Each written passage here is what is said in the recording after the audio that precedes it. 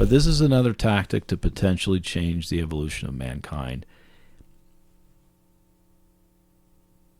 Hang on. Sorry. That was a very bold statement, then you just stopped. I know.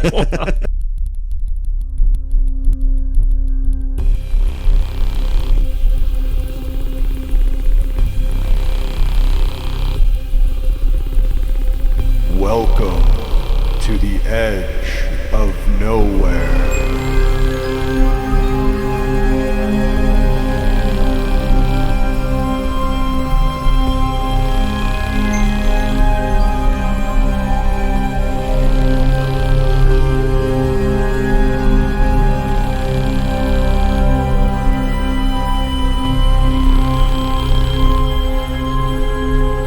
Monster Lore Tour Podcast.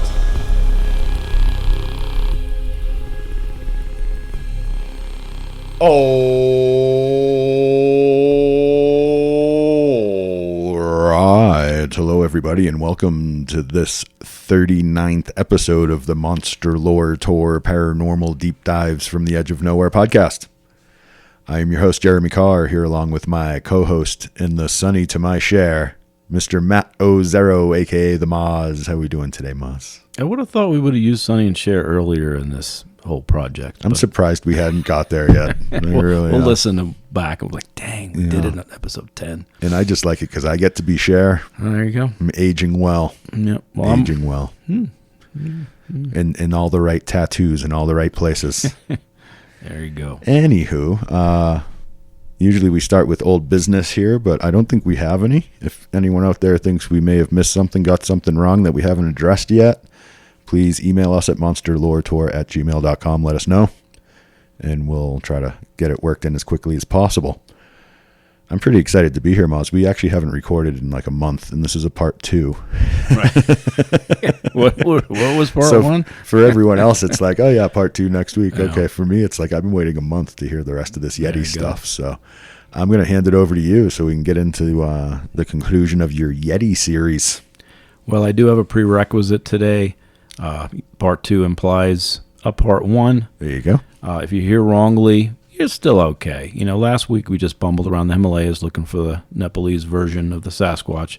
But Nice. This is the more advanced class, but it's still good if you're here. If you think you're ready, kind of enter at your own risk. Come on into the ice cave where it's nice and warm and get a fire going. This is the sophomore class for the Yeti edition? No, I try to do more, between 200 and 400 level, depending on how much I read to it. So this is the ones I enjoy the most. I love going into the deep dive. Some people don't like that as much or may like it more. We'll see what happens. Well, that's what we do, so yeah, that's why you're here. That is why we are here.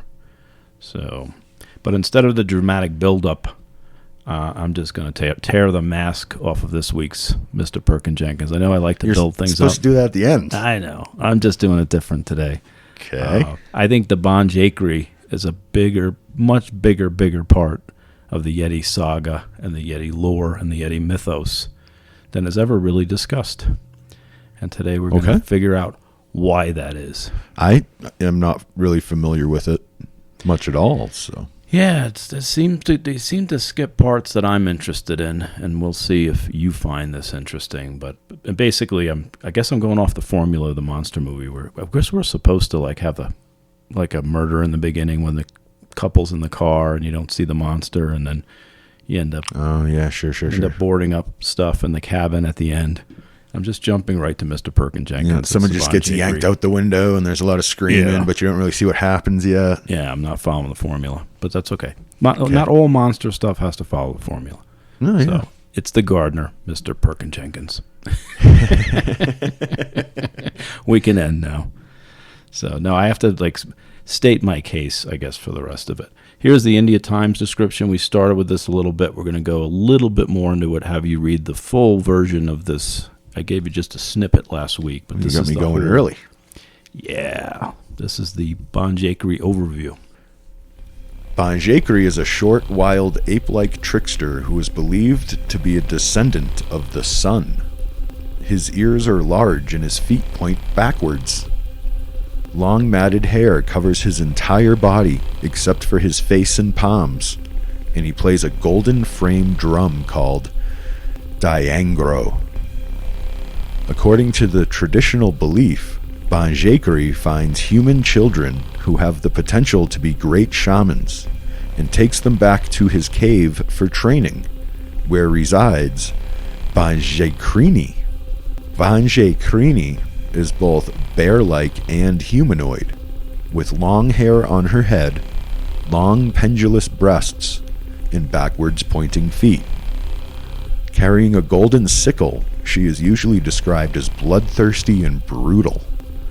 The children at the cave are in danger of being eaten whole by the Banjhakrini. If the children pass Banjhakrini's initiation, they then are to undergo shamanic training by the Banjhakri. It is thus believed that the Banjhakri and Banjhakrini do not abduct children out of malice, but only to train them to become shamans and pass on the ancient knowledge of healing. So we are kind of back to all that stuff on that spreadsheet that we had, where we had the backwards feet. Backwards feet. That's a super common one. Yeah. And that's actually our side trail for today, by the way. Oh, nice. I have a theory on that as well, so nice. We'll discuss that then. But trickster, shaman, ape, bear in this case, little person, fairy, hairy, something off. There's whistling involved. It checks a lot of the boxes that we've checked when we come across other kind of shapeshifters. Yeah, and very Bigfooty, very Yeti-like. Yeah. The wild man side of the Yeti story. Yep. And the Banjhakri are generally described as fairly short, 3 to 5 feet tall. So they are associated with some of these smaller type Yeti sightings we talked about last time. The Drema, which is more monkey-like and very small. That might be one of the ones we're talking about. The Chudha, or the Tha Elema, a little reddish-colored child-sized creature who walks on 2 legs and has long arms, and is reported as not as aggressive as some of the other beasties. He is in the forests, kind of the warmer valleys, where there's water sources in Sikkim and Nepal. Another smallish Yeti is the Shinbobo, which are also, like the Banjhakri, known to be forest-dwelling shamans. So this is kind of part of the lore, and why it becomes more important as time goes on. I hope it becomes apparent. And they're the teachers. Yeah. They're the bear teachers, basically.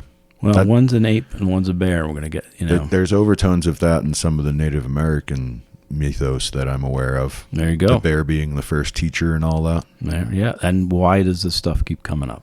Yeah. And that's different sides of the planet right there. I think it gets crazy, but you'll have to be the judge. All right, let's go. But there's these little hairy things running around the tundra again, Jeremy, as usual. And there's the Banjhakrini is a much larger, and that one's more bear, the one that's more bear-like. So you got the little ape, and you got the bigger bear.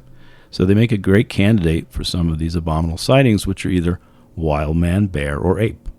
Yeah, so there you go, which is just, exactly the Yeti stuff we were talking about in part 1, yeah. Okay. Yep.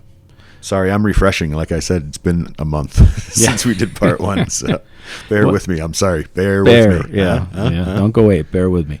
We have an individual shanghaiing kiddos in the night to teach them about totems and spirit guides and healing, which sounds a little like a shaman? Yeah, and this shaman is hairy and ape-like with this conical head, which sounds like a Bigfoot? Yeah, but this is Nepal, deep in the Himalayas, so it's more specifically a Yeti. And therefore, the Yeti is a shaman. A witch, throw it into the pond. I was totally doing Python. I didn't care what you were going to say. Gotcha. I just led you along. Woo! I didn't care where that ended. That's where it was going to end. Fair enough. Well, we find amidst the Yeti legend a group of forest shamans searching for new initiates for their art. A wide section of Yeti folklore from India to Nepal is truly intertwined with this whole thing, as we'll see. And it's not mentioned horribly often. And this is why... What are we doing? We have a podcast. Oh, we have a podcast. You did good on all the other ones. Woo. You usually say that anyway. So wow. It's okay. Sorry, you're testing my brain too much right off the bat now here, the Moss. pop quiz is over. You're ready for the practical. No. Just make me read something hard again. Though. I know. I'm better at that. It's coming. Reading 2 is coming. But being selected by the Banjhakri is kind of like a job fair, but one you didn't sign up for. And most prospective employees are dragged unwillingly up into the HR ice caves some who are never seen again. I mean, we've all been there. And you hit on this, I think, a lot more in the earlier episodes, really, but your whole shamanic arc that you're on, following the shamanic journey type stuff, I mean, that's part of it is the shaman tells the next generation who the next shaman's going to be. They don't choose. You know, it's almost like the whole Dalai Lama thing. Like, you got to go through the test and the trial, and they find you. You don't find them. You know what I mean? Yeah, and I'm reading this other one now on crocodile shapeshifters, which we'll get to. Yeah. And it's more of a they're picking the next shaman. So sometimes it's a shaman picking the next shaman. Sometimes it's an ancestral spirit. Sometimes it's more of a nature, earth spirit. Right. Picking the next shaman. It's very odd. It's very Jedi Sith kind of thing is what it's really kind of like. Exactly. But it's, you know, the shaman can see in the next generation the ones who have the power within them. Right. And the kids aren't aware of it. Yeah. But the shaman can see it. Yeah. So, yeah, you get drafted into service. It's essentially, yes. And then they tear you apart and put you back together and see if you survive. Yeah. Good times. Yeah, good times. Good time. Good job there. Yeah. Brings us to reading from some old-fashioned Wikipedia, which I don't use as often, but you know, sometimes it's relevant. Good old-fashioned wiki. Here we go. Although Banjhakri abducts boys, and by some accounts girls, he does not do so out of malice. He trains the children who pass Banjhakrini's initiation. When the children return home with their shamanic training, they can become more powerful than the shamans trained by people. Oh, cool. Like the Yeti, Banjhakri and Banjhakrini can be seen in our world, and not just in the spirit world. However, only powerful shamans can see them. Although both Banjhakrini and Yeti are ape-like, Yeti are taller than humans, whereas Banjhakri is only about 1 to 1.5 meters or 3 to 5 feet tall. One anthropologist, Himalayan Sidki, has suggested that Banjhakri is a therianthrope, a humanoid who changes into a non-human animal form. We're all very familiar with that concept around here. Some legends say that there are numerous Banjhakri and Banjhakrini. In any case, the shamans of Nepal regard the original Banjhakri as the founder of Nepali shamanism. Oh, look at that. You found another first shaman. Banjhakri is revered and celebrated as a teacher and as the god of the forest. That's wonderful. That's one of the best wiki things I've ever read. That's why I used it. But no, that's why I had to tear off the mask right away. We're going to be discussing this the whole time, and it does kind of all just fit into a nice little bow. So the Yeti is actually the root of Nepali shamanism, basically. I believe that plays a much bigger part than is normally discussed. Yeah, in that you have to be the powerful shaman to even see them in this realm. Yeah, and we always see. That's interesting. And you know, we'll talk about this a lot, but you know, three people, one person sees the ball of light in the Bridgewater Triangle, and one other person sees a figure within the light. You know, like it's always based on the individual. Right. And where they're at, and it's always subjective, and it's part of this world. Very perspectivism is kind of inlaid through reality. I was thinking more how Luke could see Ben's ghost, but yours is better. Yours is better. But we could all see the ghost because it was on film. Well, we could because we had to know what was going on, but you know, not everybody in their world could see that. Yeah. You had to be the Jedi. Right. You know what I mean? Yeah. We were borrowing the Jedi's brain for that. Yeah, scene. Exactly. Yeah. We're in the mind of the Jedi. But I also did this Himalayan Sidki guy I'm looking into, and he has a book, by the way, that's definitely on my wish list. But if you recall, the shamanic initiation more globally as often occurs in the woods or outside in the village proper. Young people are surprised by the call, like we talked about, and they kind of get sick.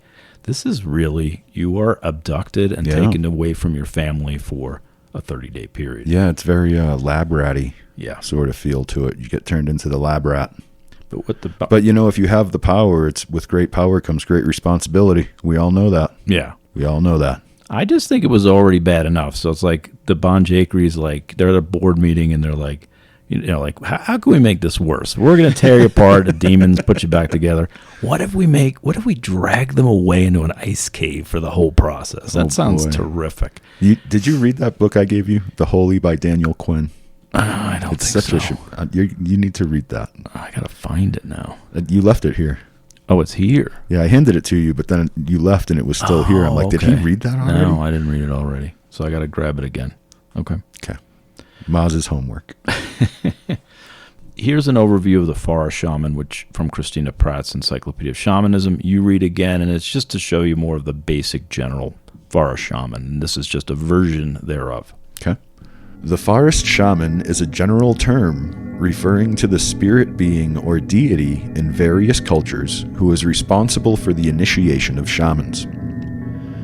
The Forest Shaman is both a descendant of the first shaman and a manifestation of the essential wildness of nature. In many cultures, the initiate is possessed or taken by spirits and ends up in the wilderness. Terrified and confused, the initiate is tested and taught by the beings of the spirit world. At the essence of this ordeal is the deep, chaotic wilderness and the very human fear of death it inspires. The initiate must face the fear of his or her own death and embrace the power of the wilderness to successfully pass through the initiation to become a shaman. But besides the setting, what do you think is the more intensive? Why is this a more intensive course besides being dragged away physically into a cave? What might make this a more powerful process? It's not just physical; it's also spirit. Well, I think that's any shamanic initiation. I think what I was going for here, though, is that you're getting direct. This isn't just another dude teaching you something. These are more direct kind of earth spirits or dealing straight with the spirit with the first world. shaman. Like you said, it's kind of the same idea. You're kind of going directly to the source. It's like, straight to the gods, talking to the old gods. Yeah, and remember in Algonquin, we found on a boat founded the Metawewan Society of Medicine, Rabbit Man with that otter yek. And this is essentially the Himalayan version. U of Ape is what I came up with when I was reading this, and probably shouldn't have said out loud. I want to get like the Star Trek alert, for like my prepared joke alert, because they never work. It's always what we say on the cuff that's funny. Like, hold on for a second, everybody. Maz joke warning right here. This is it is a little reminiscent of the Kushtaka too, though, because like they'll bring people in under the auspices of, oh, here, let us help you and be your friend, and here, eat this, and now you're one of them and you can't leave. You gradually transition into one of them. Yeah, it's a similar thing. I mean, it's a little more monstery. This is shaman teaching you rather than the Kushtaka, like literally turning you into one of them. Right. But it's got a very similar feel to me in a way, because both of them are like teaching you how to do the magic, They overlaps kind of everywhere. Yeah, they have different agendas, the Kushtaka versus this group, which is trying to teach. But we'll find out why it's so monstrous in a moment. Several tribes ranging from Nepal to India with spiritual beliefs from Hinduism to Buddhism believe in the Banjhakri. Ban equals wilderness or forest. Jhakri equals shaman. No surprise there. There's also the aforementioned female counterpart, the Banjhakrini, who is reportedly bigger and badder. These tend to live at lower elevations than some of these higher altitude yetis, and they are said to be vegetarians. One exception, those who fail the failio diet, basically. The person who fails gets eaten by the bear. Oof. Yeah, she just eats you if you don't make it, huh? Pretty much, yeah. She absorbs your power. Yeah. So, and that's not always the case. Some people are returned, or have to find their way back, kind of thing. Okay. But the guy who really went into this the deepest is Dr. Larry G. Peters. He found they have ESP, divination, invisibility, shape-shifting, supersonic hearings. And one rationale for the Yeti-sized variation within the folklore is this: they are smaller during the day, but as the hours tick away towards darkness, they become monstrously tall. Oh, I think we mentioned that's like what we were talking about in the side trail, talking to Captain Culver. Yeah. About, maybe they hibernate backwards. They like the darkness and they hide from the light. Yeah, there's a lot of opposites, a lot of a lot of juxtaposed kind of stuff going on with all this stuff. Reverse feet being the other one. But it also reminded me of the Longa Whopper and the Hide-Bind, again, where these things can get very small to very ginormous, depending on their mood. According to Christopher Busick, Anthropological Approaches to the Study of Nepali Shamanism, 1978, the shaman version of the Jhakri, the human counterparts to the mystical Yeti, seem to have the same package that we've been talking about.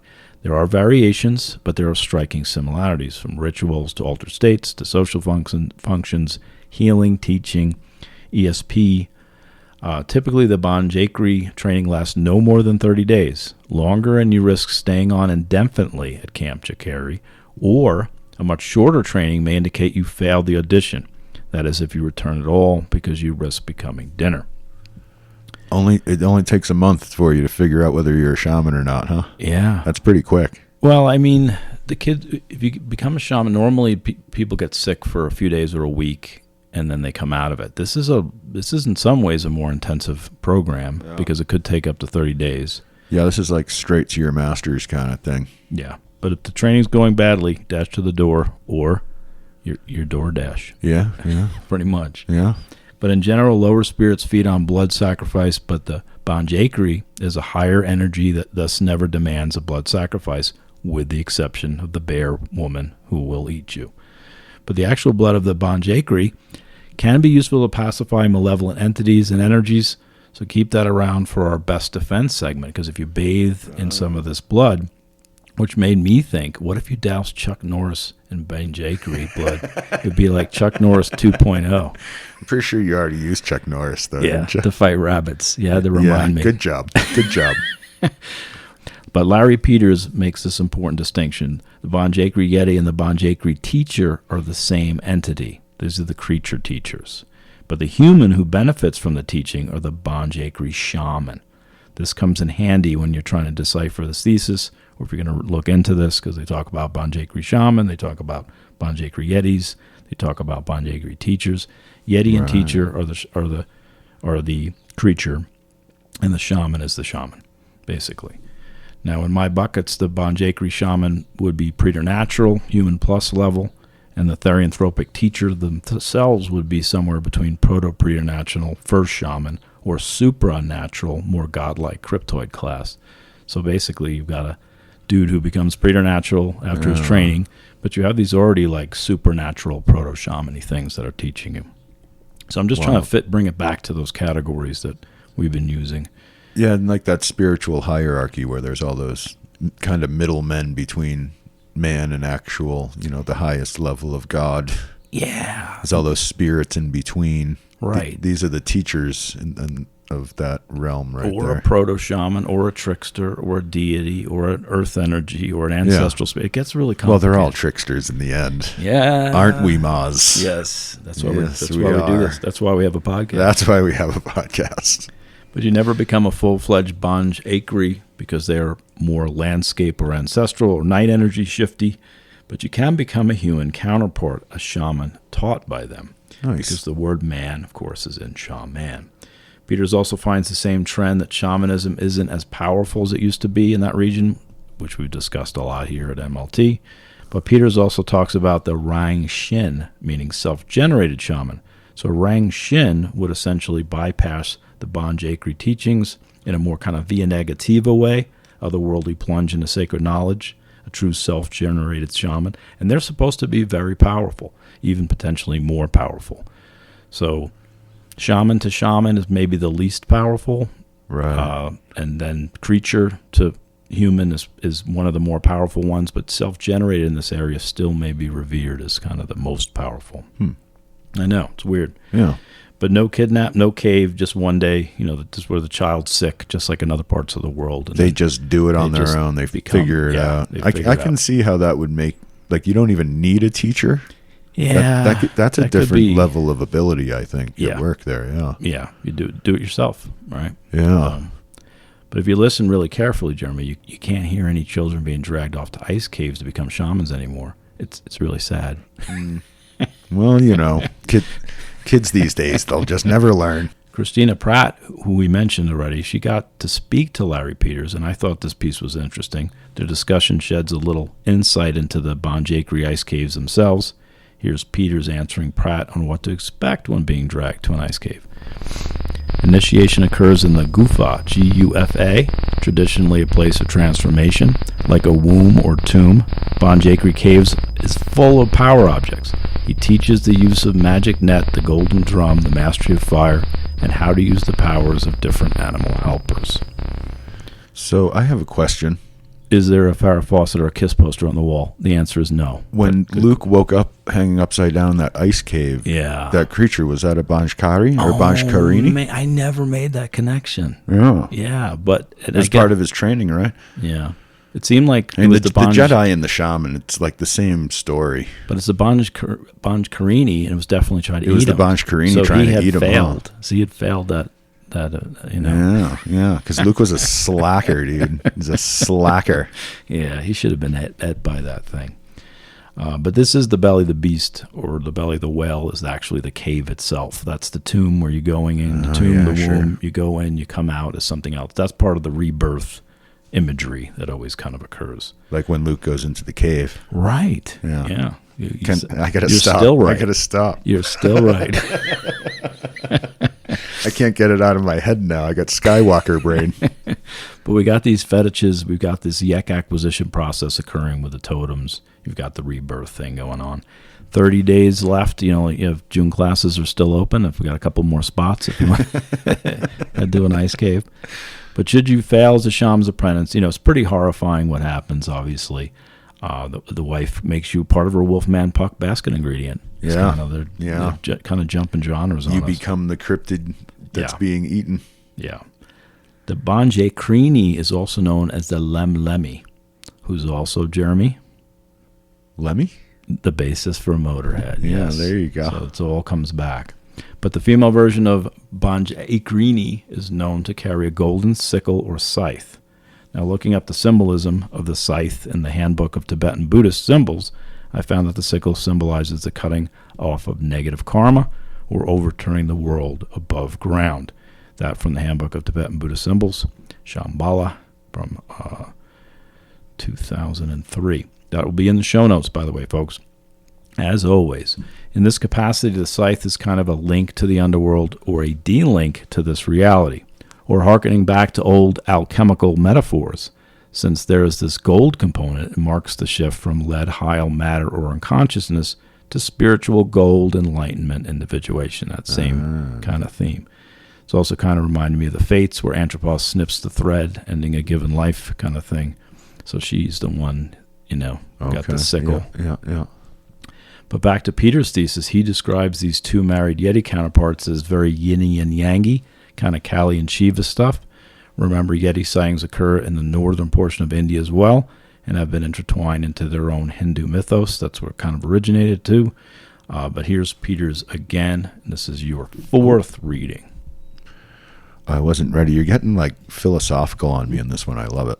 I just decided to jump right in rather than to build up. Yeah, this is cool. They both have something golden, too. He a golden nimbus-like conehead, and she a golden kooker. They are clearly distinct, yet the same. ... Not sure what I just read right there. Both embody a trait of the other, and share in the other's darkness and light, like the yin-yang Tao. One is reminded of the universal theme of the mystical union, the sacred marriage of opposites.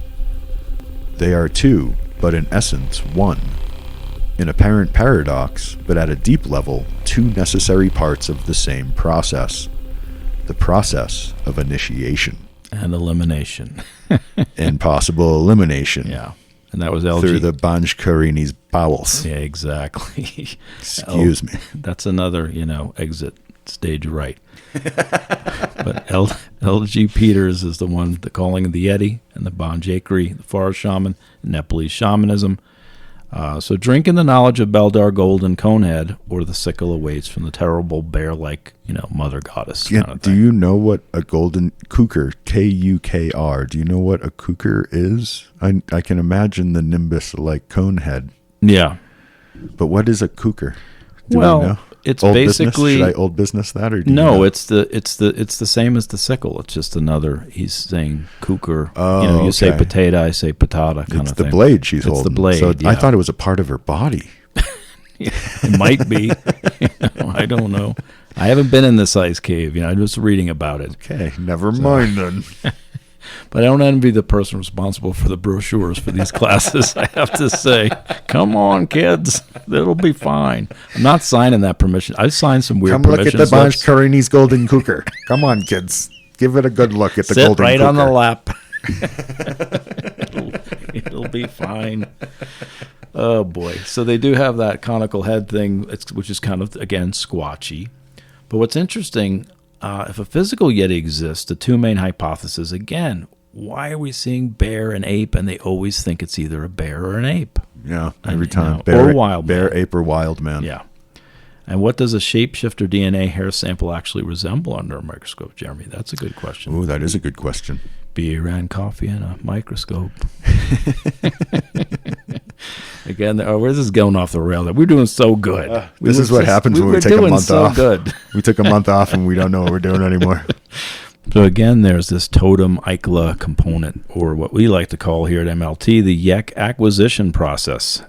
So we got this whole kind of, I don't know, it's the same thing we've been talking about, just in frozen ice cave Yeti form. Right. But here's Larry Peters again. And Jeremy, this is your reading number 5. Number 5. Number 5 is alive. The Lepkas of Sikkim call them Chumung, spirit of the glacier, or mountain spirit. To them, the Yeti is the lord of all mountain and forest animals, especially the deer, and is thought to be a god of the hunt. In India, he is called Van Manas. In Nepal, Ban Manch, both of which mean forest man and carry the connotation of wild man. He is known in Tibet as Rime, forest dweller, Mi Shornpo, strong man, Mi Chenpo, great man, or Mi God, wild man untamed, and is therefore an apt symbol, according to Samuels, for the shamanistic aspects of Tibetan culture and religion, which he sharply contrasts to the tame clerical monastic ethos. The smallest and fastest Yeti is named Rangshinbombo. That's a great name. Meaning self-generated shaman by Tibetan tribal groups like the Sherpa and Tamang. And in Nepalese, he is called Banjhakri.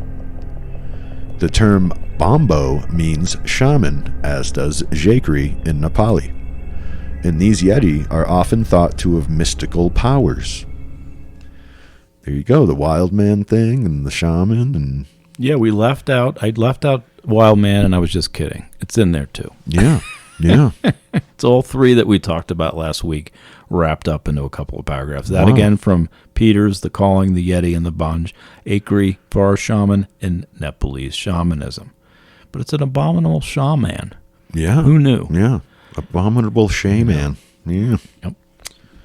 That's that. Wow. Yeah, it is kind of wild. I'm surprised that I had no idea about this. Well, what's odd is I didn't either, and we started a podcast discussing this immediately, and then weren't able to get away from it. This is why we need a podcast. This is why boss. we need a podcast. But you got one more reading, and then I'll Okay. Finish it up, with gusto. Gusto. The Banjhakri are the masters of liminality. They stand at the juncture of two realities, in between categories and boundaries. They are physical and spiritual, human and animal, beings of dream and of reality. They are the masters in a numinous, unbounded space where everything is backwards, opposite, and dangerous. They are the neophyte's guides through the dark night before initiatory rebirth. They are hints that at one point in the ancient past, this mythic scenario may have reflected or been part of a profound shamanic rite of passage. Be this as it may, today it is, as the shamans say, an af-seaf experience. That is, it arises on its own, unbidden and automatically, to those chosen to be shamans by the spirits. It is a spontaneous rite of passage. Indeed, the Yeti and Banjhakri are real. They are not just characters in a story told, but realities lived in the soul of the Nepalese shaman.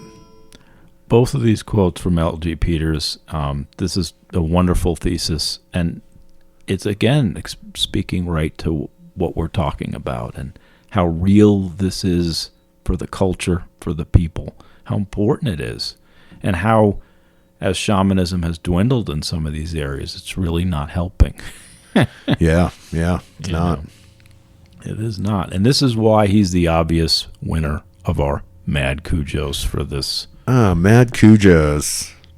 Down boy!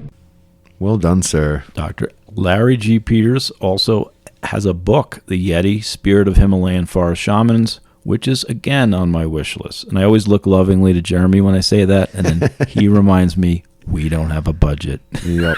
We're working on it. We're working on it. I kid. But so this ties not only into shamanism, but that clown shaman backwards piece keeps showing up again, so prominent in Native American tribes and elsewhere. So it's all variations of a theme.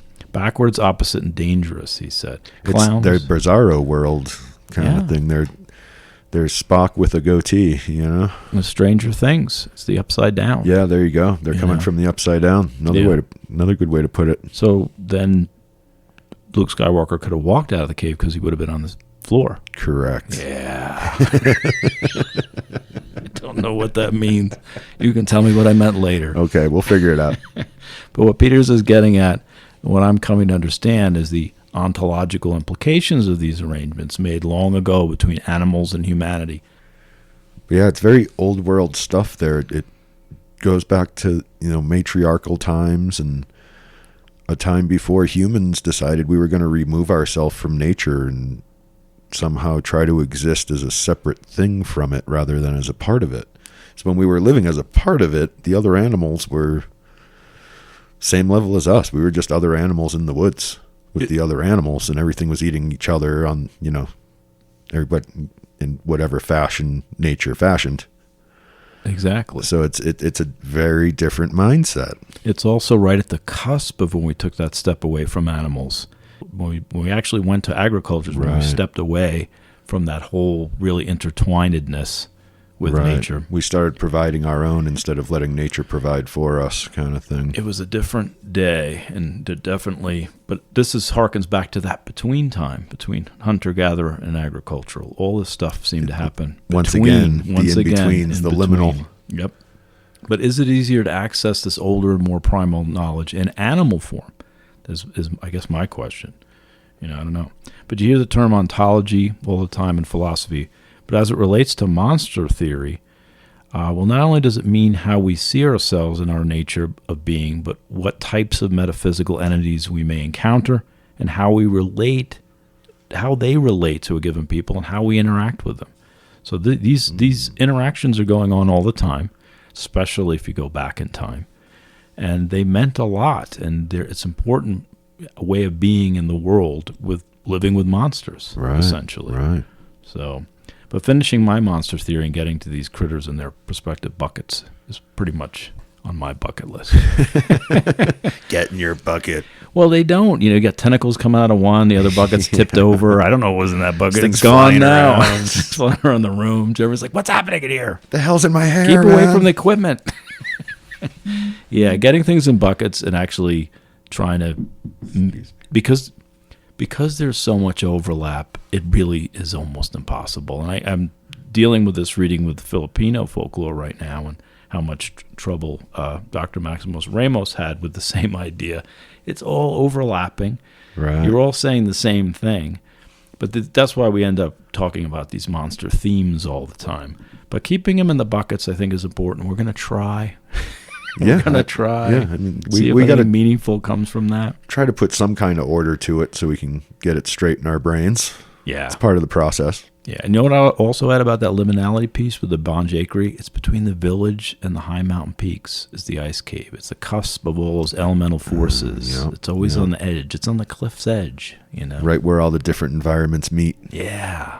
Monstrous things. It's very in Flagstaffy between. right there. And Flagstaff is between the Grand Canyon and Phoenix. This is the triumphant return to our Flagstaff summer studio. Yes. Yeah, we're back in the garage. We haven't been in the garage in quite some time. Yeah, we should tell them we should have done thing one, thing two today, because I have a red Mother Road shirt on, and you have a black Mother Road We're shirt on. so Flagstaff right So now. we're going to go out and take over the town. Yeah, we got to go to Flag Brew wearing our Mother Road shirts, and people just look at us like, what's up with these dudes? Exactly. Some good Flagstaffing.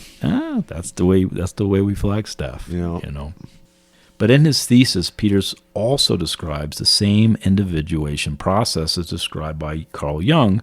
It's the same hero's journey, the same thing that happened with Luke Skywalker in that cave. Yeah, there you go.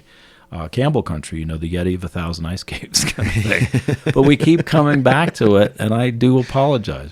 It is uncanny. It's everywhere. But the Scully Muggle menace always thinks all this stuff is meaningless. It's a demon-haunted world. Chase it out. Chase it out. Well, bears live in caves, don't they? Yeah, and you got to chase them out, too. And They'll just tell you it's a bear. Although that sun bear thing that we talked about last time, it's a tough subject in its way. If you want to get into the skeptic side of it, we'll save that for when we get there. I'm sorry, I'm digressing. No, that's all right. I was listening. I was just.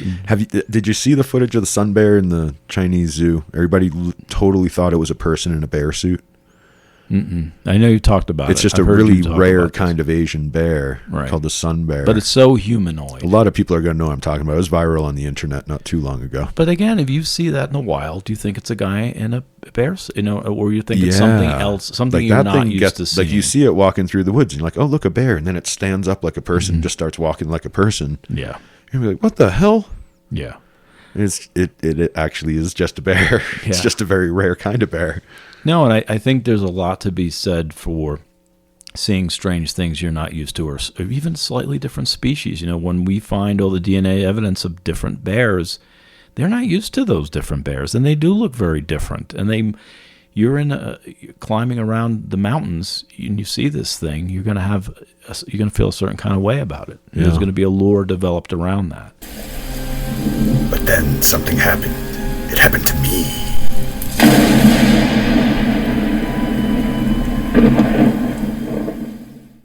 I saw a creature at like 3-something in the morning in my old parking lot here in Flagstaff. I was pulling up like right outside my apartment. I was like in the parking lot just about to get to where I was going to park. I haven't heard this yet. I don't think so. I don't really tell this one but something walked right in front of my car that was sort of badgery. Yeah. Definitely not a badger. I I'm know like, what it is. It walked slowly right through my headlights, right in front, and I'm looking at it. I'm like, what the hell is that? Yeah. And I got a really, really good look at it. Yeah. And I had no idea what the hell it was. And I looked up like all the animals in Arizona, and it didn't look like any of them. Well, did you come across the ones that are I'm forgetting the name right now, but they're a little taller legs, more of a snout, but then they look raccoony at the same time. But they're tall, like they're higher because they have bigger legs. They're low and beefy. It was a weird looking thing. Dang. It almost like a shaved porcupine, but beefy. Yeah. Like it was weird. Like it doesn't fit anything. What would a porcupine? Because porcupines are here. What if they lost their quills? Well, can they get mange and stuff? Like like the coyote with mange is the chupacabra theory kind of thing. Like it could have been one of these animals. There's something really wrong with it. If a porcupine has enough love letters, it sends away. It uses all its quills. That's my understanding. How romantic. The porcupine's only bald because he wrote all his love letters. That's wonderful, Maz. I apologize. But anyway, the other theme I keep coming across is how only shaman can see these invisible beings. We talked about that. We are all shaman to some level, and some of us can fall into spontaneous trance-like states. Shamans, of course, are a variation of the mediums who see ghosts. But if the sensitive sees the ghost in your house, but the Scully Muggle who resides there just gets sick, there's still something happening on different levels. Somebody sing a ball of light. Someone sing a creature in that ball of light. I just think it's all perspectivism is the way I'm coming around. It's all to thinking about vibration. this. Yeah. It's all vibration. Yep. I get it. And make no mistake, that's when monsters are under the bed, though, and that's the problem. Yeah. So, but get those. That's why you got to get those beds that go right to the floor, and they have like dresser drawers in them. Yeah. Under my bed's like lifted. Yep. So something big. You could have a monster party under my bed. But shamans from Nepal, at least of the Banjhakri order, seem to mimic these diminutive tutelary spirits. They are the only ones who can see, combat, or reverse the energies and become the monsters themselves. So the shaman, again, is entwined in this whole thing. In the case of the Yeti, today's guardian spirit or portal guardian, just another version of the same old song and dance. But why is the mystical shamanic... Aerosmith. Yeah, true. Why is the mystical shamanic side of cryptozoology so prominent? Dr. Larry G. Peters, who has dominated the discussion today, makes these same connections between Carl Jung shamanism and the Yeti. And like me, he wonders why the shamanic piece of the Yeti saga, arguably the most important element, just seems to be clearly left out of most of the discussions. So I'm going to look to you for one more reading here. But you have a comment? Something just came to mind, yeah. Could it be that all these people who actually see Bigfoot and see these things like that are actually shaman who haven't been taught, don't know they're shaman? Yeah. Like, because they can see them. Yeah. You have to be a shaman to be able to see the Banjhakri. They're the only ones seeing them because they're the only ones who can see them because they're the shaman. And they just don't know it because there's no teachers left for them. Yeah, and the other piece of that is one argument is only shaman can see them, and there's another argument that we were all shamans. So obviously, yeah, I mean, we have the capabilities. Oh, so everyone has the capacity? Is that what you're saying? Everyone has the capacity and the prerequisites to take these classes. And if you're having a spiritual moment in the woods, I think anybody can see anything. And what that means to them is going to be very different from your perspective. And yes, if you don't have if you don't develop it, it may not be a thing. Some people repress it and deny the call on purpose because it scares them. And today is very different. I mean, you could end up on medication instead of becoming a shaman, depending on how things might shake out in your hood. Right. You're making me want to go spend a week in the woods right now. Well, after I hang out with you for a couple of days, I would approve of that and just let me hang at your house. I'll take care of the place for you. Don't you worry. Yeah, it'll be fine. It'll be fine. So I got two more. It's slightly nicer than your hermit cave. I'll give it that. There you go. Jeremy to read number 7. Oh, right. I forgot what we were doing. Okay. The Yeti is not a missing link, as some early anthropologically minded persons believed, but the primary character in a vast oral tradition about becoming a shaman. Something I have encountered repeatedly over 20 years of investigating shamanism in Nepal.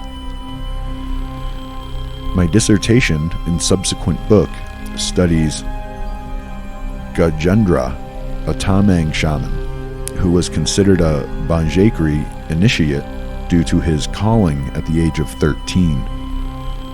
Since that time, I have heard many other stories about the initiatory encounters of future shamans with Banjhakri. These personal accounts come from individuals from various Nepali ethnic groups, including Tamang, Helembu Sherpa, Magar, Gurung, as well as from Hindu sweeper and tailoring castes. Despite cultural differences and personal embellishments, their stories are virtually the same. Yeah, that was L.G. Peters one more time. And Gajendra versus Mecha Gajendra was my favorite of the Gajendra genre. So the Yeti is just straight up part of the shamanic mythos. Yeah, this is why I almost want to say people might thought I read this ahead. I came upon while we're...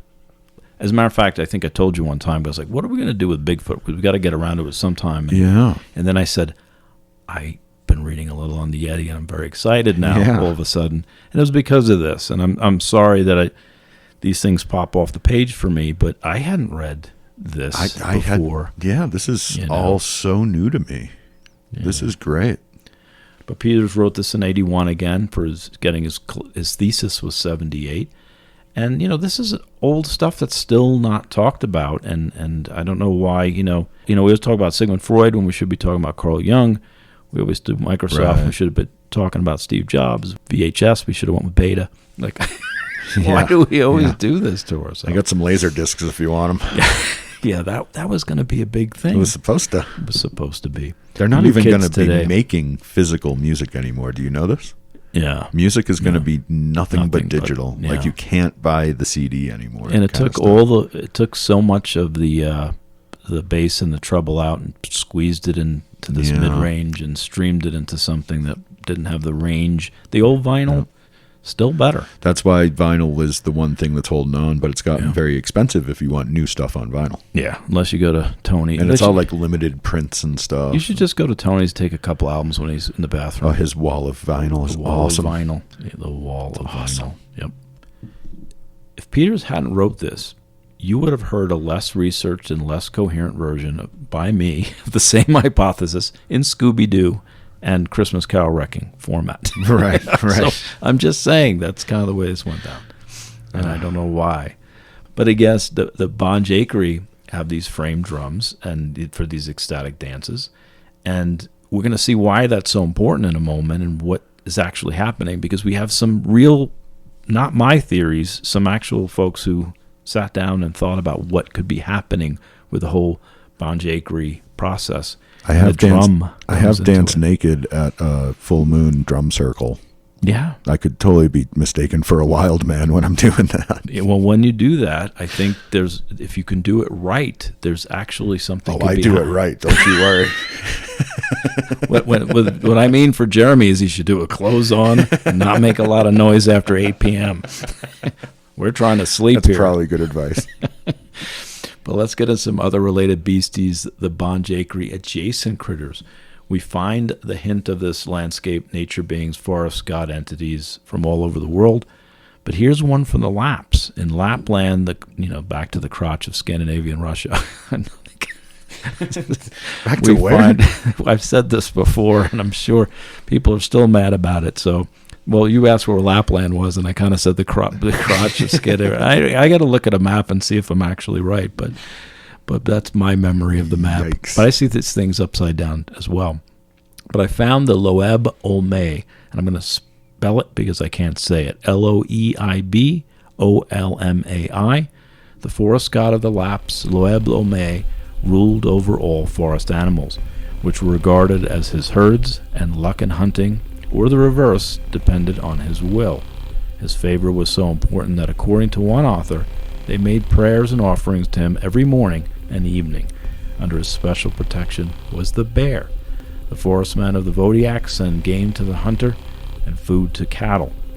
All the forest animals are in the power of the forest uncle or the forest man. He is of human shape and is inclined to be bad-tempered. To see him brings misfortune, usually sickness or death. And that from Abercrombie. The pre- and proto-historic Finns, both Eastern and Western, with the magic songs of the West Finns. So again, we got another forest shaman. We got relations to the bear. Again, they're calling it the forest uncle or forest man. We keep coming across It the all translates grandfather. into the same thing. Yeah, like it's all the same thing. Yeah, with Durkheim and the Kiowa and the stuff we were talking about with my father and grandfather. All these creature teachers today. If you're nice to them, they'll be nice to you, kids. Remember that. Yeah, there you go. Respect your teachers, kids. Yep. You learn better that way. Exactly. And the funny thing is we keep talking about what I started with was the skin. Walkers. I kind of made the same connection that I said, well, and I did this totally out of the blue, and it was my first episode. What if people who disappear are being trained to be do you remember that? Yeah. This is more, it's coming more into this thing than I ever would have imagined. And here we are 36 episodes later, and you just tracked it down to its roots. I figured out there might be something to what I said when I thought I was just filling dead air. They pull you away so they can train you, not so they can kill you, but so they can train you. Right.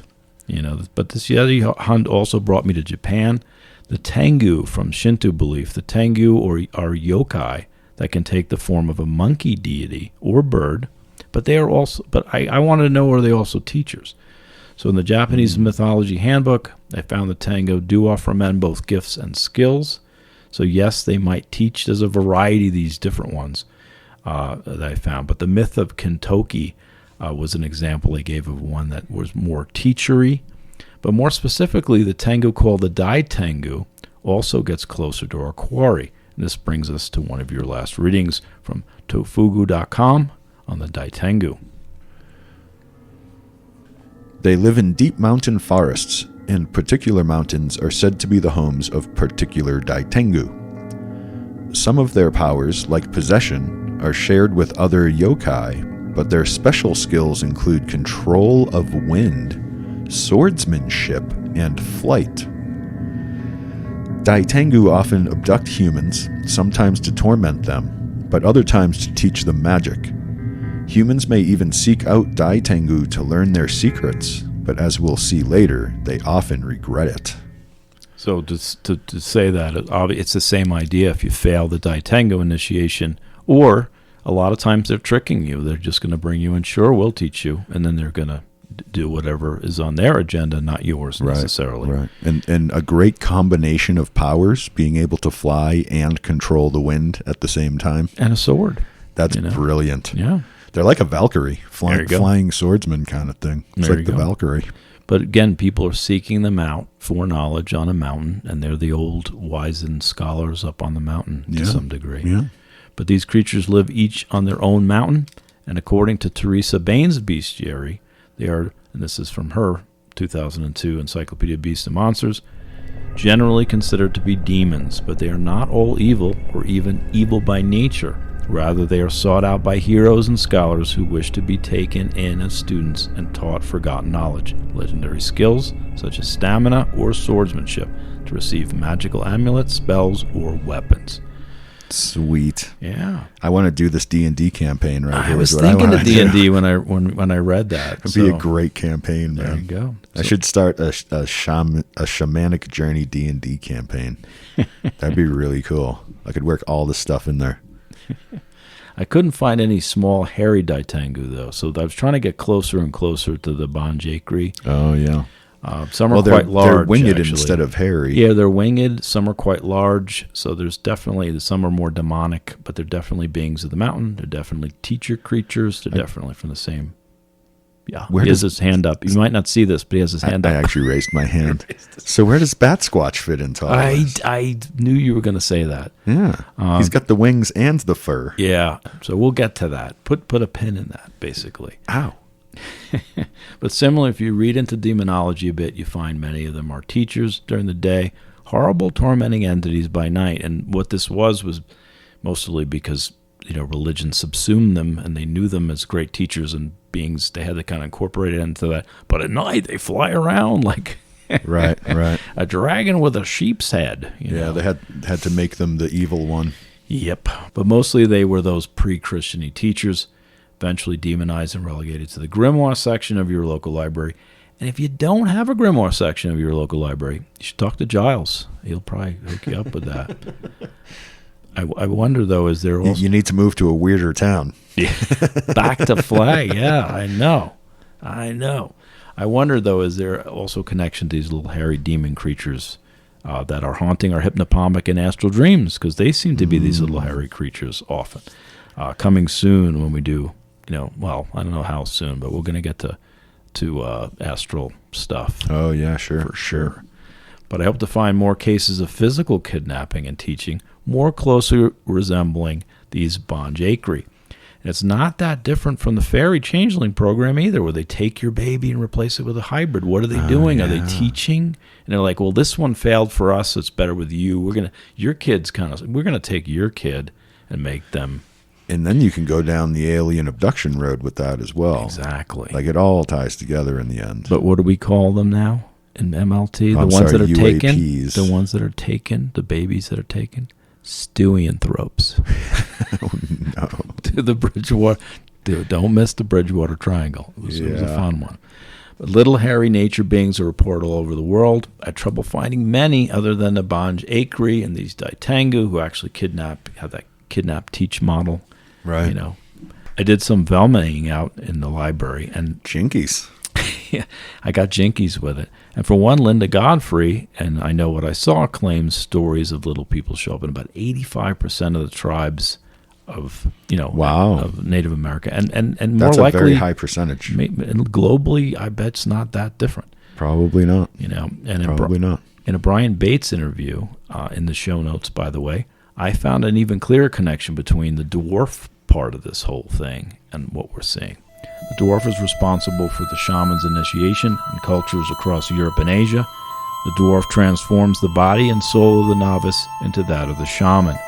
In their journeys, shamans often encounter dwarves who make them unbreakable swords and knives, jewelry with magical properties, and other shamanic paraphernalia made of metal. Okay, this is now officially a D&D campaign. Yeah, it's getting very D&D. That again from Alan Combe, Weaving the Way of Weird, an interview with Brian Bates. So we have dwarves. Yeah, there's a lot. Dwarves making magic items that are unbreakable. Yeah, that's so D&D. It's unbelievable. But they're also making shamanic paraphernalia, and they're also transforming souls. So again, you got this hermetic stuff, this philosopher's stone stuff. You got the craftsman of the forge, the blacksmith of the soul.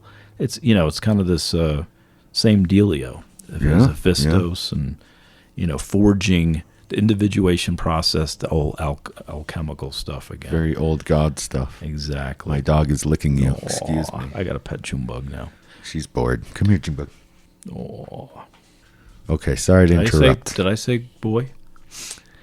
Either way, she doesn't know. It's all good. She was fixed so early that it's not really a thing anyway. She's just a puppy. So here's another lead I found from Caddo Folklore, and this is a tribe from Oklahoma, Texas, parts of Louisiana. Anyone has more on this, let me know, because this kind of lead went south, but they did talk about people being stolen in the woods and children being stolen in the woods. So I don't know if there's any more to that.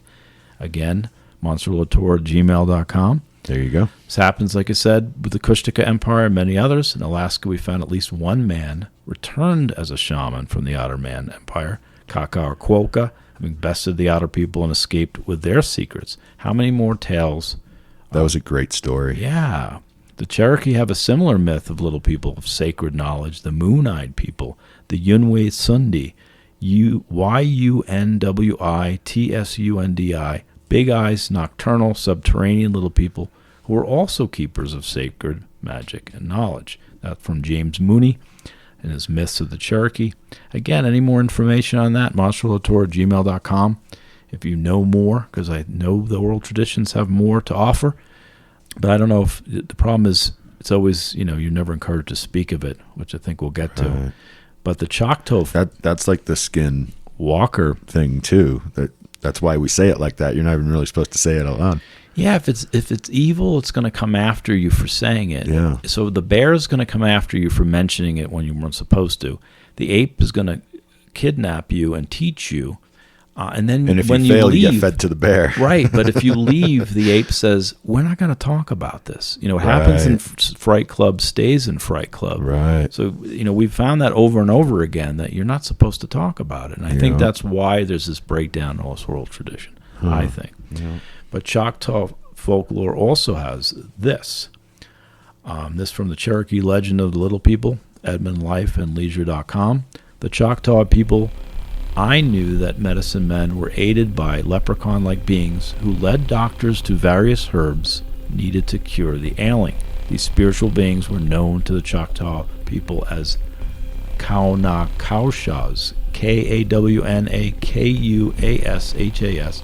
Only the medicine men could see these special beings who appeared to all others as glowing lights. Back to that. Look at that. There you go. And same article, the Plain Indians told of battles with hostile pygmy tribes.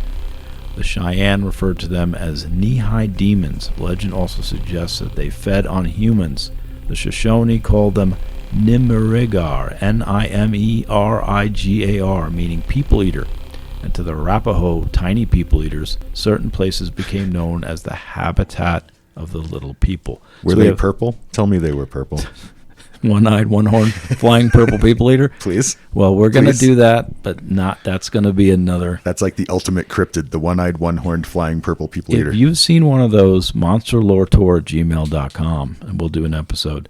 But again, you get these themes of cannibalism and these horrible little things, yet you also get this leprechaun who's teaching the doctors about plant medicine. Yeah, it's wild. This feeds into a lot of like the Jeremy Narby stuff too. The machine elves and the well, I think thing. It ties even more into what he said that what they always ask the shaman, how did you learn about this? So the plants told me. Yeah, the plants told me. Yeah, the plants teach the shaman what plants to use. And, yep.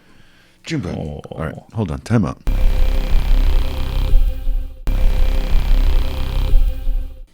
There's more, though. I found some more on my little quest here. There's some inhabitants of the Andes Mountains.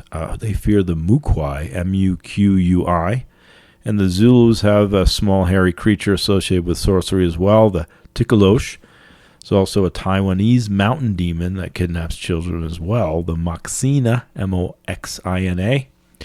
These examples are endless, but their squatch and release programs are fewer and farther between. Yeah. Yeah. Another lead comes from the Philippines folklore. I mentioned him already today. Expert Dr. Maximo Ramos, who recounts a story of an elf who offered to teach someone the use of magical plants, but it was a trick and the person drank poison, a potion that almost killed her, basically. Didn't we already talk about that? Yeah. Yeah. The machine elves and the talking plants. Well, you just jump ahead all the time. It's not my fault. I'm just going by the notes here.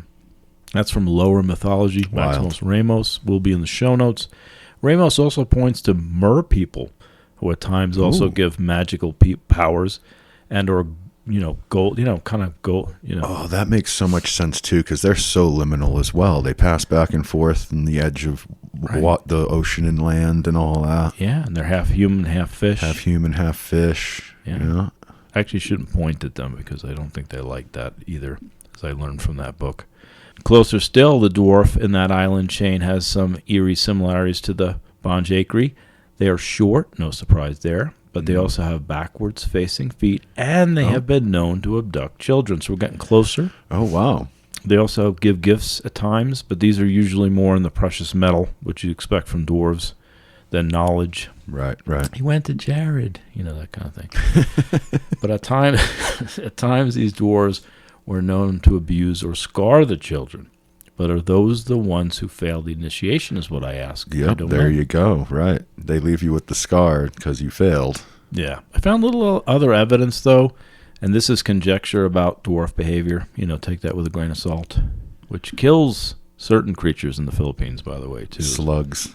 And slugs. Any slug creature would probably not like that either. Yep. But this made me think of the Menehuna. Have you heard of them? Craftspeople from Hawaii. I went looking for those little folks one time, so I'm familiar with this a little bit, but it made me think about it. So I looked into researcher Mark Hoffman, who brings us some familiar connections. Hoffman searched for a mushroom cult in Hawaii. Of course, he wanted to link it to their shaman, the kahuna. Hoffman points to various Hawaiian glyphs depicting beings with mushroom heads and actual mushroom helmets resting on their heads. Wow. Some of these ancient kahunas. Hoffman also tried to tie it into the Menehuna, wise little people, because, well, he's like me. Yeah. So here's Hoffman. The name Menehuna, often described as magical and mysterious, certainly cognate to Miahuna, which means secret, considering the curious facts that the important designation Menehuna, Huna, and Kane all carry as a primary definition minute particle tiny as a means of indicating their hidden identity. It is again significant that the word for mite or tiny flying insect means intoxicated. So that from Mark Hoffman, mushroom myth and imagery in Hawaii. So he tries to connect shamans to secret intoxicants, to psilocybin and the Menehuna, which gets us part of the way to the answer. But did the Menehuna directly convey their secrets to some of the ancient Hawaiian kahunas? It seems kahuna would be well aware of the Menehuna, and what interactions or knowledge was passed between them? I don't know. Yeah, and the whole psychedelic mushroom and shaman thing is always connected as well. But the break in it is that secrecy piece, and it even means it means secrecy. Part of that, the definition of Menehuna is about magical and mysterious and secret. Right. And that we always come across that dead end. We can't. Well, I mean, there's shamanism, like you were saying. You don't talk about it. Like if the people who fail and are allowed to live, you don't go talking about it. Right. There's always that secretive component, you know. Yeah. And this is what we're up against. If you're not an initiate, you can't know about it. It's like a secret society. It's a skull and bones Illuminati kind of effect, you know. Exactly. You know, and I think that's where we struggle a little bit. But I'm willing to bet there are other fairy little people or landscape spirits out there somewhere who are willing to snag the right student. Think Tommy Lee Jones recruiting Will Smith for Men in Black, or how I corralled Jeremy into doing this podcast. No, actually, it was actually the other way around. Yeah, what the hell was I thinking? Jesus. Jesus is a shapeshifter. Excuse me. We talked about this. Yeah, well, yeah, there you go. Yeah. We did find a variation of that theme in West Benin, Africa as well, with the Mertzes. We're going to talk about the whole crocodile shape-shifting thing coming on. Were crocs. But yeah. from this reason... Oh, that's why. See, that's why right there. Exactly. But that's exactly what I was talking about earlier. They actually pick the person that they want to work with ahead of time. Right. So, exactly. It's very, again, Jedi, Sith, the Jedi chooses the Padawan, not the other way around. You know what I mean? Right. And there's these Sawasa beings they talk about in their thesis, these bush beings that are, again, these creatures that are described in the less visible parts of the world. And the Mertzes describe them as thick, hairy intermediaries between the diviners, which is their shamans, and the Inuenu, their gods. Yeah, so there you again, go. The spirits in between. The spirits in between. The Mertzes, that's crocodiles, are the souls of the community. An analysis of human-animal relations in northwest Benin. We'll discuss that soon. Coming soon to an episode near you. It's like the hierarchy where like the human can talk to the shaman can talk to the spirit, and the spirit can talk to the god. Yeah. Basically. Yeah. Like there's a chain, like the chain of command almost. Yeah. For the metaphysical side of things. Yeah, unless you tapped into both worlds. And we're going to get into this right now. We don't usually say that the craziest things come from the psychology department, but today it does. I found this 2016 study from Fabio Armand, Shamans of Nepal, Bistable Intramundi Smugglers, about liminality of an in-between and the metansomatosis. Don't worry about the big words. We're going to get there. Okay. Don't worry. Don't panic. Metansomatosis? Exactly. Love it. He said it better than me. But coming at that from the Banjhakri angle, the Hindu side, but even from the Hindu perspective, we find the same analogy of shedding off clothing, Atma, the soul, which wears different clothing when it reincarnates. We see this with our shapeshifter friends with the same thing, wearing different skins. Yeah. But here's part of Armand's abstract. Our recent investigations among several Jhakri shamans from the Nepal Himalaya allowed us to identify a liminal in-between space separating the world of the dead from the living one. From the relationship between ritual practices and narratives in Hindu beliefs, we can consider this limen, L-I-M-E-N, with fluid boundaries as a crossing point for different supernatural ontologies and for a few human beings with exceptional powers, Nepalese Jhakris. Unpack that for me. That's what we're about to do. You're saying like neuroscientists have found shamanism happening in the brain? This is a thought experiment, but he takes it to what might, when he went and interviewed these shaman. Uh-huh. Oh, so this is a psychologist. Yeah. Is that what you said? Yeah, he's a psychologist, anthropologist, Okay. And he's basically interviewed a bunch of these shaman from Nepal. And he's trying to figure out what might be happening during one of these rituals, and that's what it's kind of like what you do with a thought experiment. Except okay. He's really trying to tie it in with cognitive and neuroscience. It's really altering brain chemistry, because meditation they've documented a lot of cool things about what you can do to your brain when you meditate. So yeah. It's like our Ahuguano theory, except it's peer-reviewed Ahuguano theory. Sweet. Exactly. I thought you'd be excited about it. No, I am. This is, very interesting. It ties in Hindu philosophy and the Jhakri shaman's role in mitigating damage between universes, but Armand brings neuro and cognitive approaches to potentially explain these shamanic rituals, which includes the shamans and their tutelary spirits' ability to fix the dimensions from both sides. So he went and spoke to these shaman who explained that their experience and what they are experiencing during a given ritual, and then he brings the best scientific and theoretical theories to bear on what actually might be happening. So he should be on this podcast. He should be Yeah, one like I want to of interview us. this guy. One of us. One of us. Essentially, what he discovered is that shamans restore balance of simultaneously bringing both sides, the edges of each dimension, into balance.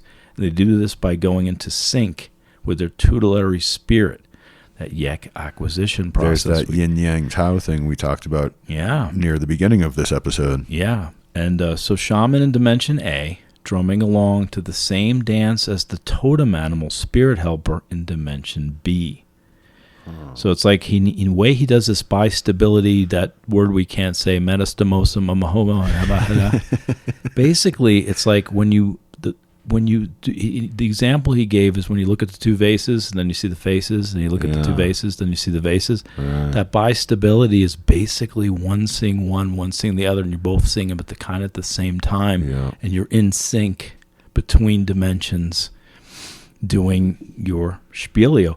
It reminded me of Niels Bohr, complementarianism that happens even in quantum physics. It's very quantum. It's very quantum. Like we're each entangled with the spirit, a being on the spirit side that we got to try to keep ourselves in balance with. Right, and if an entangled particle, an entangled ontological being that's ontonically tied to you changes, you change.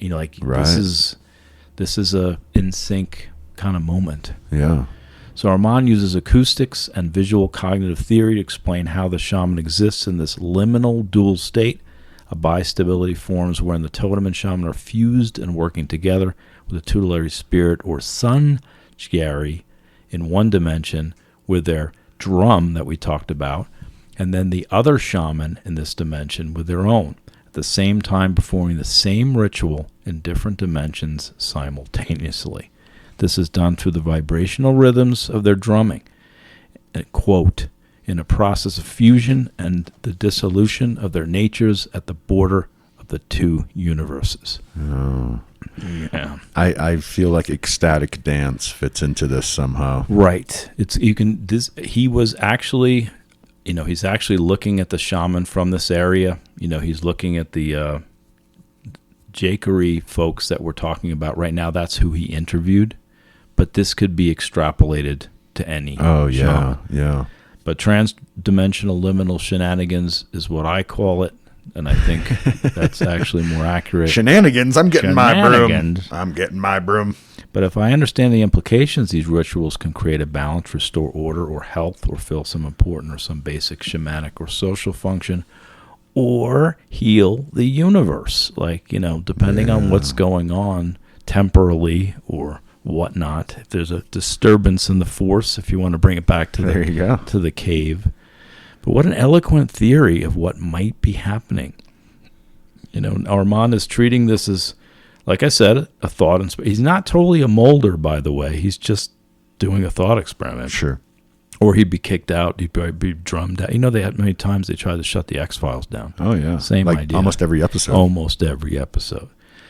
But taking what the shamans are saying and trying to figure out what this might look like, if it's real, I think for that he deserves our second Mad Kujos of the episode. Give that man a Mad Kujos. Down boy! This thesis... That is Junebug, by the way. What? The Cujo in Mad Kujos. She's She's our studio dog. And never received biscuit one for her work. Oh, she's what so kind spoiled. Of show? Oh, yeah, I know. It's true. But this thesis expanded my understanding of this whole Yeti mythos. Before we get to this contribution, Armand mentions the tutelary spirits, the Suna Jhakri, which I hadn't come across before. And again, back to the sun, one of the golden-haired ancestral shamans are masters of the shamanic initiation. Because they were the children of the sun, yeah. These sun Jhakri seem part totem energy and part something else. But this is where we get these little hairy golden teachers out there in the mountains, which I think, like Peter's, lies at the heart of our Yeti mythos. There's this other origin mythos crammed into a reference in this thesis. Can't make this up, Jeremy. I found it in between pages. Armand references the Banjhakri origin mythos in this thesis. It is your last reading. Oh, it's in between pages for me, too. Yep. It's right on the edge.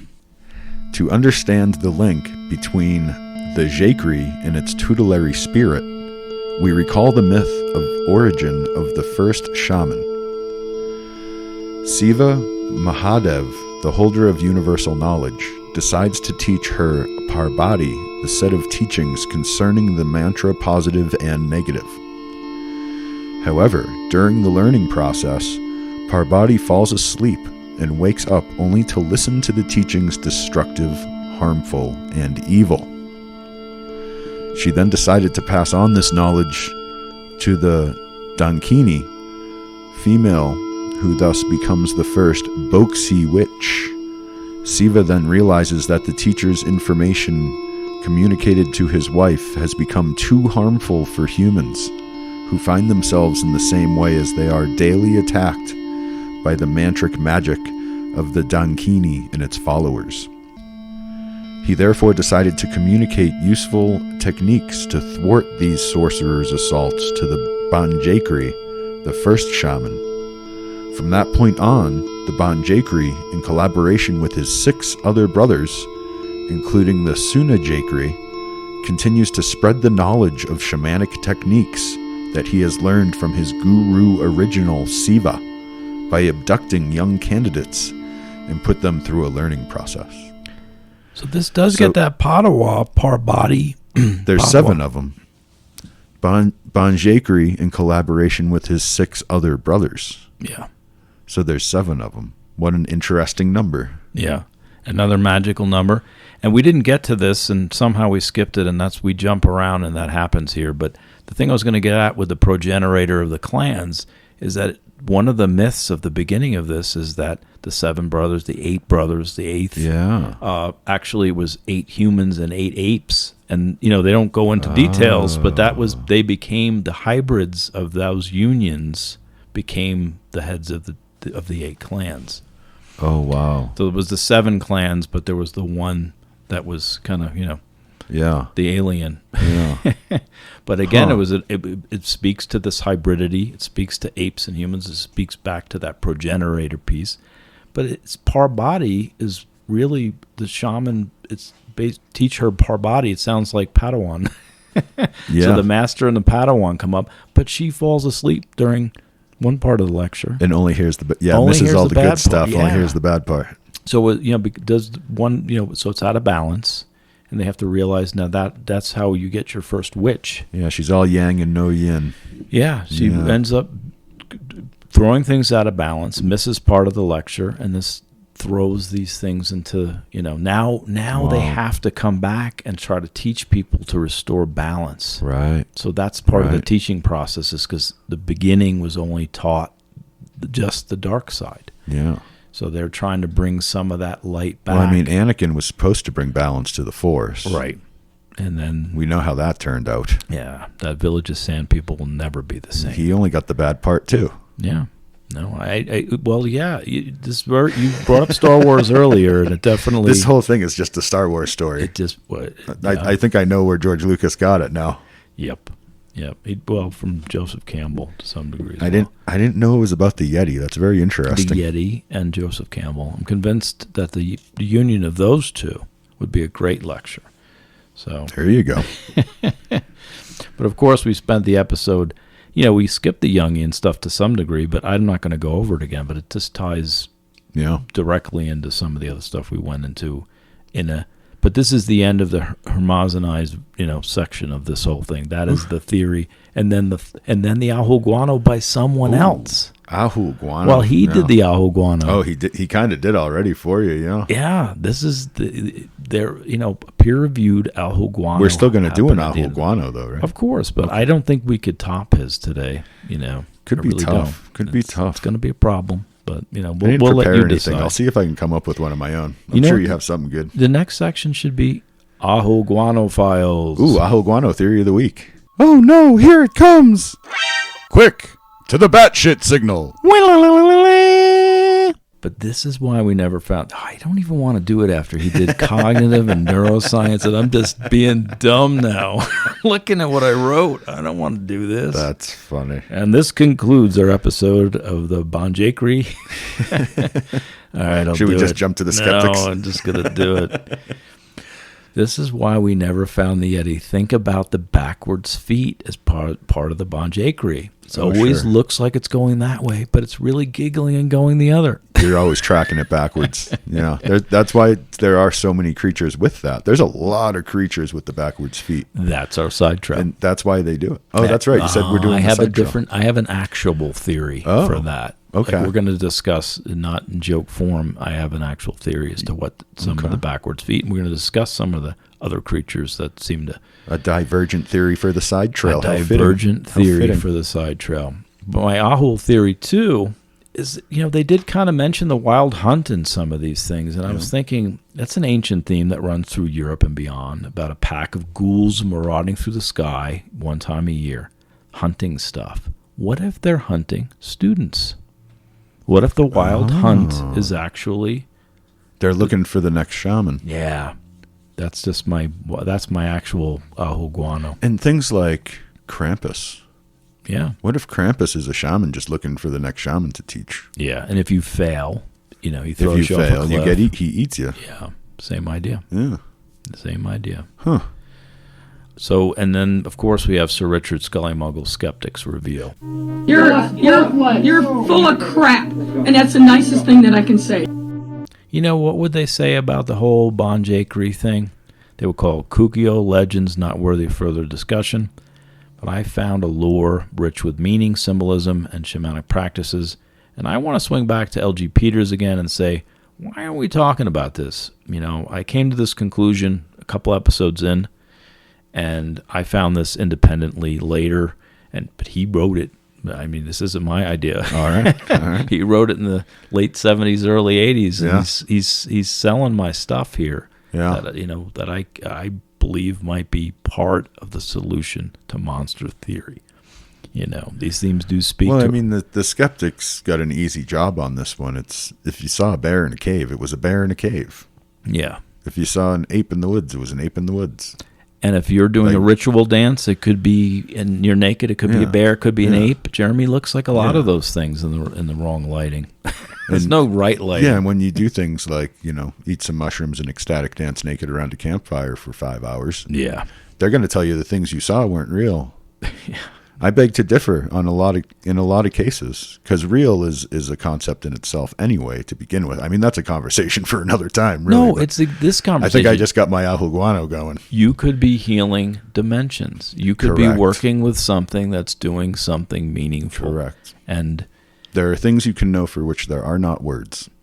Most of the important stuff is what they talk about. Skeptics don't like that. They don't like that there are things you can know that cannot be explained in human language. Right. And when consciousness is so tied in, perspectivism is so tied in, and it's so individual what we experience, and it's so quantum, the whole thing becomes rather irrational, and I know to the chagrin. Yeah. Kind of like how I just turned the Skeptics Review back into the Ahul Guano theory right there. You can't do that. You can't do that. I just did. You can't. Yeah, you're not healing the dimension. The skeptics have the sun bear. You're tearing the dimension this time. Don't do that. No. Don't do that. And our Scully Mulder believability scale. Ooh, believability scale. They feel your methods, your theories are spooky. Do you think I'm spooky? Wait, why am I Scully? I'm giving it a 7. I think that this is an important part of the Yeti lore. That's my I'm pretty blown away by this, man. The way the shamanism really is the base of the Yeti thing like that.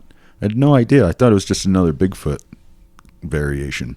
Arizona's got the Mogollon monster and the Yucca Man and stuff. I thought the Yeti was just like the Himalayan version of that is what I thought the Yeti was. I didn't realize that it's like directly translates into the forest man shaman guy for like all of it. And some people might not believe that I didn't know that either. Yeah. I was just, when I got excited about the Yeti and I told you I had an angle, but then of course I told you why I had an angle is tying back into stuff we were supposed to have moved past.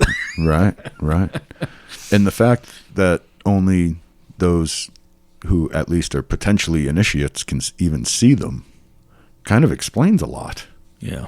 You know what About I mean? everything we deal with. I'm going a 9 for you on this one. No, that's awesome. I'm almost all in. It's amazing Almost all in on how that. much more Mulder than I am Scully. And we made You're that. the Scully of this group, but that's just because I'm so Mulder. Yeah. Because we actually have me doing the Scully parts and me mad at the end that I'm doing the Scully parts. And that ended up being relevant as well. Yep. Yep. But we got to finish with Wolfman Puck. We can't let you go hungry. We can't let you infamous- leave hungry. We can't let the bear leave hungry today. Yeah, the infamous Wolfman Which Puck's means Culinary Corner. Most of you failed. Please step to the back of the ice cave. Your entree, sir. Smells good.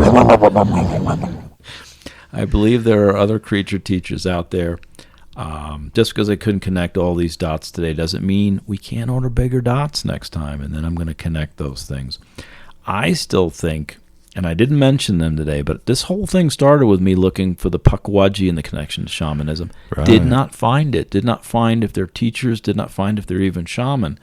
But I believe in my heart that there's a creature-teacher function to the Pukwudgie, which is part of the whole New England folklore piece for the Bridgewater Triangle. They're the short, fuzzy guys kind of thing, Yeah, too. well, they're prickly. They got the quills because they're always they don't have love letters, so they have all their quills. Yeah. But they're definitely Well, porky people. Those people in the Northeast are a little more prickly than the rest of us in Yeah, general. we've So been there. makes sense. Can't get makes there sense. from They're a here. little prickly. Yep. But I had to move the Pukwudgies into this because I think they're going to become a part of it someday.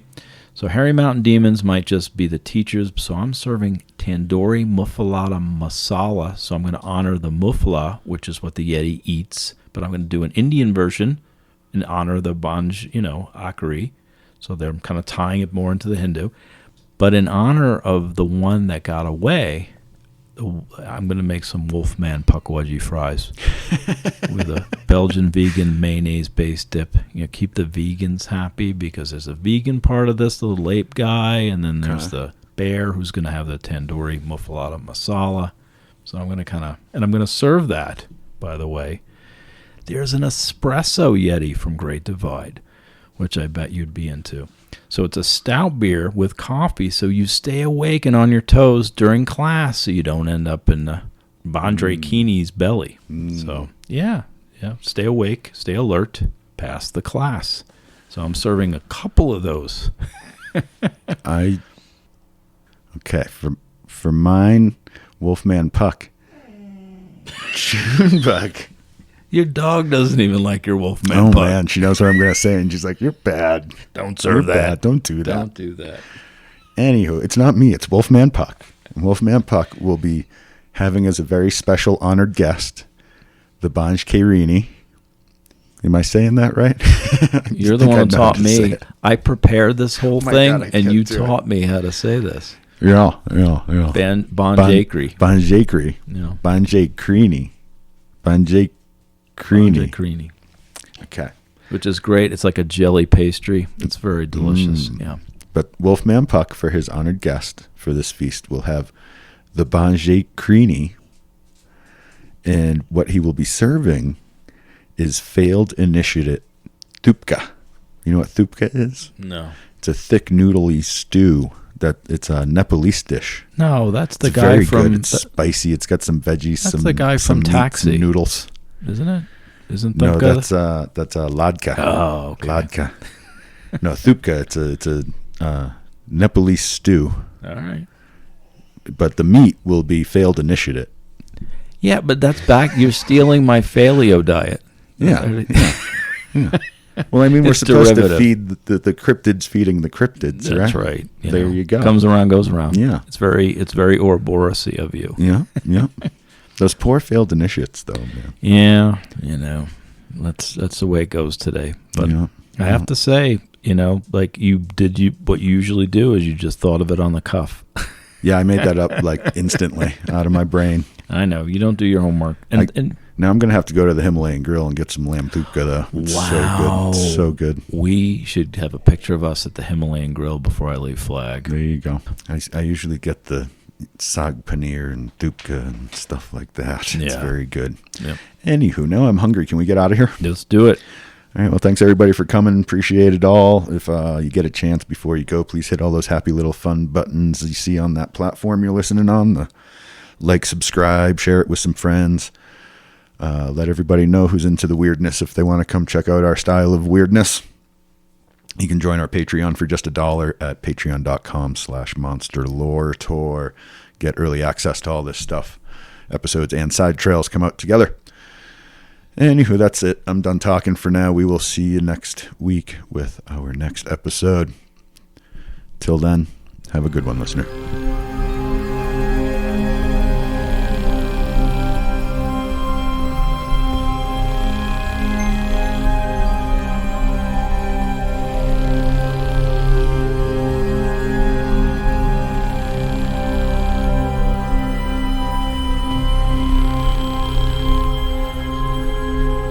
Monster Lore Tour Podcast. Just... Blip, blip, blip. Whoop, whoop, whoop.